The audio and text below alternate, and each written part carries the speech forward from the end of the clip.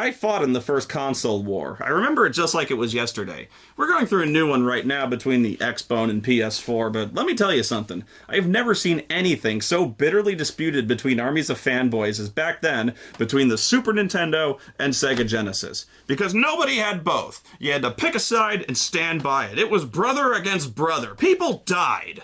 People still argue about this today. We've still got poser critics making videos about which one's better. Losers. Anyway, yeah, I picked a side. You want to know what side I was on? Fuck you! That's my side! I'm a PC gamer, motherfuckers! That's why I'm showing you all this awesome Ultima shit that your dumbasses ain't never played before. Because it just so happens whenever I picked up a console game, it just so happened to be Bayou fucking Billy or Heroes of the fucking Lance. Fuck this shit! I hate consoles! And that's why I'm so fucking pissed off right now, because now I find out there's a bunch of Ultima games on the Super Nintendo, and I don't want to fucking play them!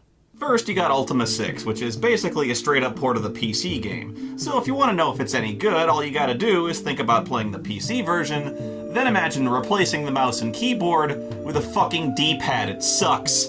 No more hotkeys, no more clicking and dragging. Everything is done through the menus, one fucking tap at a time. Oh, it takes forever to do anything in this game. Just looking at this shelf of potions makes me cringe. I gotta go and pick up each and every one of these individually by stepping up next to it and going through the same menu and moving the cursor step by step over the icon and picking it up. Do I want this? Do I want this? Do I want this? Do I want this? Do I want this? Do I get to pick where it goes? No! Now I get to shuffle my fucking inventory! Oh, no, correction. Now I get to shuffle about 5 of my companions' inventories with a Super Nintendo controller! This interface adds days to the gameplay. And to think I complained about the PC interface before. Jesus Christ! And then there's Ultima 7, and oh man, I was afraid of this one. Remember having the backpacks full of beef jerky and coins and tons of other random crap? My god, even with a mouse, this game was an organizational nightmare. Can you imagine trying to find that one magic ring and all this junk with a Super Nintendo controller? It'd be like trying to wipe your ass with a squeegee. Well, it's not like that at all. Here it's the complete opposite interface from Ultima 6. Here they basically just dump all of the RPG elements aside from looting the container that's right in front of you. It's certainly not slow anymore. Combat in Ultima 6 was turn-based. Here it's in real time. You just sort of run up to what's over there and mash the attack button until the bad thing is bullshit! Dynamite? Gremlins at Lady? You have fucking gremlins with dynamite in your basement! Oh, that's great. The Avatar, the Slayer of Exodus, is one hit by a gremlin. Fuck you. And the Avatar's got this funny little flailing motion when he attacks. He swings like a nerd. I love it. Ooh. As you can tell, the game is completely stripped down from the PC version. I guess they figured the only way to translate the game to a console is to trim everything out until all they were left with is a sloppy button-mashy bullshit! Oh, that was bullshit! The fuck was that? Oh, great, it's a spider. Yeah, good. The Avatar's dead and the world is now doomed because of a fucking spider. There's barely even a story in this game since they made it completely linear. There's no exploration or open world. We're just left with this Zelda-ish game with sloppy controls and absolutely no balls. They took out all the blood and gore. You remember that dismembered body? Remember that dude fucking pitchforked to the wall? It's gone. You just hear about it secondhand. You don't even have any companions anymore. They want nothing to do with you. And why would they? This game sucks. The only entertainment I found was in beating sheep to death with my bare hands. Just punch them right in the fucking face. Bam! Hell, I can whip a horse to death so hard a chicken comes out. Yeah, I just beat a chicken out of a horse's ass. Yeah, there's no moral consequences in this game. They took that out for space. Just whip some sheep to death. Who gives a shit? Oh, I take it back. It does punish you for being evil. Be good or you get more jokes. You can see both extremes here. This one lurches along like a clockwork turd because they tried to keep everything in, and this one becomes a completely different type of game with bad controls and worse hit detection because they ripped everything out. So that's when they decided to try something new and design an Ultima game specifically for the consoles. Ultima Runes of Virtue. Hey, you guys smell that? It smells like something that starts with a B and ends in trail. Okay, so first is character selection, but wait, none of these people are the Avatar. These people are all companions of the Avatar. I think so. The names are there. Shamino, Yolo, Dupre. But what's with the faces? They're not even close. And who the fuck is this? Yolo. It looks like Grant Imahara from Mythbusters. No, you know what? It looks like Ralph Macchio. What the fuck is going on here? It says you're playing the Avatar in this game, but I'm not the Avatar, it's the Karate Kid. That is so not what Yolo looks like. And he's the worst character, too. You can compare their starting abilities and equipment here. Like, Dupre has the most health, but low magic, and he starts with a sword and armor. Okay, whereas Yolo is a complete pussy, and he starts with a bow and a hamburger. He starts with a fucking hamburger. Yeah. Mariah gets a wand of fireballs, Yolo gets a Big Mac. I haven't even started playing yet and I'm pissed off. This game's already completely shit the bed. What is up with the hamburger? Jesus Christ. Okay, so we've got a Black Knight as the villain here. Kind of a step down from the immortal Mondane and unbeatable Guardian, know what I'm saying? I'm bored. I've not had fun since I last terrorized Britannia.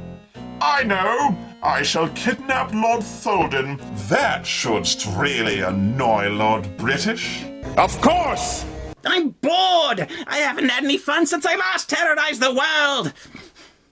Well, I know! I will kidnap Suzette Kimball, acting director of the United States Geological Survey! Oh, that'll really annoy President Obama! He then summons a Moongate right there, which is impossible, and appears right in the poor guy's home, which is impossible because Moongates do not work this way in Ultima. They open at fixed points at specific phases of the, moons, because, like they cared. The Black Knight's primary henchmen are trolls, who don't exactly instill much terror in his enemies. Perhaps they might be more intimidating if he gave them more destructive weapons than fucking boomerangs. So he brings the guy back to his room, which has a secret door leading to a prison cell next to it. I guess. Oh, whoa, hang on. Oh my god. Wait, stop, please. You remember in that one time in Final Fantasy 13 where I started talking about the robes, like I completely obsessed over it? And I tried to explain it as best I could, but it's like in 10 seconds, I had like 10 minutes of thoughts. I don't know. It's like when my brain sees something that's wrong, it devotes all of its runtime to its solution, and in that span of time, it's like time dilates, and I just have all these thoughts, and it just happened. Okay, these are pretty much my exact thoughts in order in the 10 seconds it took for this scene to play out. No joke. Why does he have 3 pictures of the same guy on the wall of his room? Wait, is that Lord Tholden? What the fuck it is? Is he obsessed with this guy? He's got pictures of this guy plastered all over the wall of his room, and now he's taking him down in the dungeon, and oh my god, he's gonna bring out the gimp. And there's his coat of arms on the wall with the feminine symbol inside of it. What? Why? It's not an Ankh. It doesn't look like one. Why would he have an Ankh if he's evil? Looks like the symbol for women. Holy shit, if I just take a step back and look at the big picture, I'm picking up a lot of weird symbolism here. Like, this entire room is the inside of the Black Knight's mind. His inner desires laid bare on the walls. Okay, you've got the Black Knight here, his sigil, his icon, and we can see he wants to be surrounded, embraced by this guy. The shield and armor project evil, strength, and menace, but inside he's a woman? Why is there a full-length mirror with a chair in front of it right in the middle of the room? Who does that? Why would you? There's nothing else there. There's just a chair and a mirror, so what? He goes to the middle of the room and... Oh my god, no, this can't be happening. What? Don't you get it? The bedroom dungeon, his unfulfilled sexual desires, his frustration at his gender identity, a full-length mirror and a chair for modeling and tailoring. He's making a woman's suit!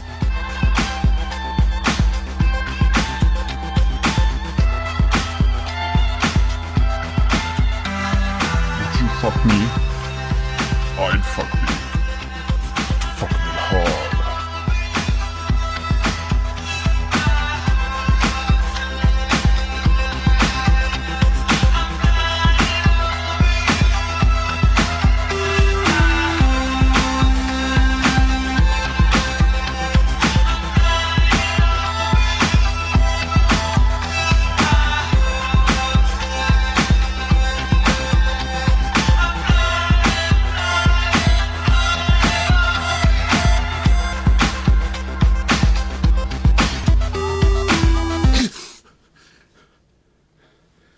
You don't even want to know what it's like watching a Chuck Norris movie.